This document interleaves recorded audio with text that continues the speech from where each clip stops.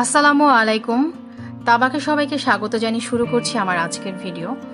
নাস্তা নানা পদ প্লেলিস্টের প্রথম পর্বের রেসিপি শাপলার পাকোড়া। পাকোড়া তো অনেকে অনেকভাবেই খেয়েছেন, কিন্তু শাপলার ডাঁটা বা ফুল দিয়ে কখনো কি পাকোড়া খেয়েছেন? যদি না খেয়ে থাকেন তবে এই রেসিপিটা অবশ্যই আপনার জন্য।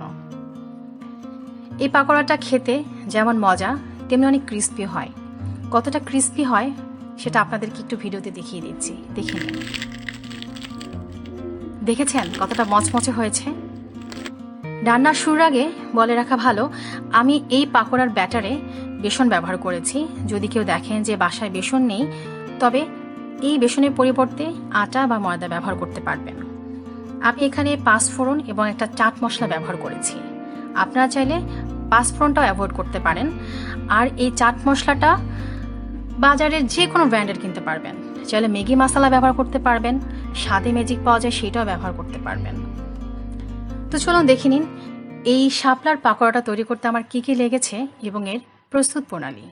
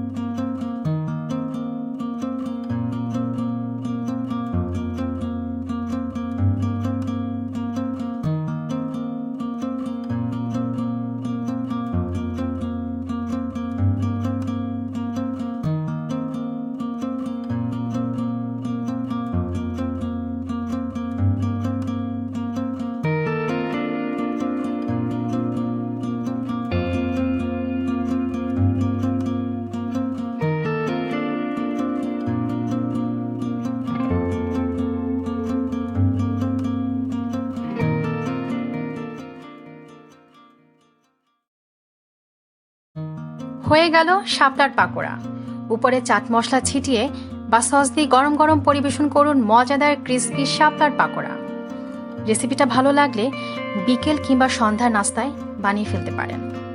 তো দেখা হবে ইনশাল্লাহ নতুন আরও অনেক মজার নাস্তার আইটেম নিয়ে। সেই পর্যন্ত ভালো থাকবেন। আল্লাহ হাফেজ।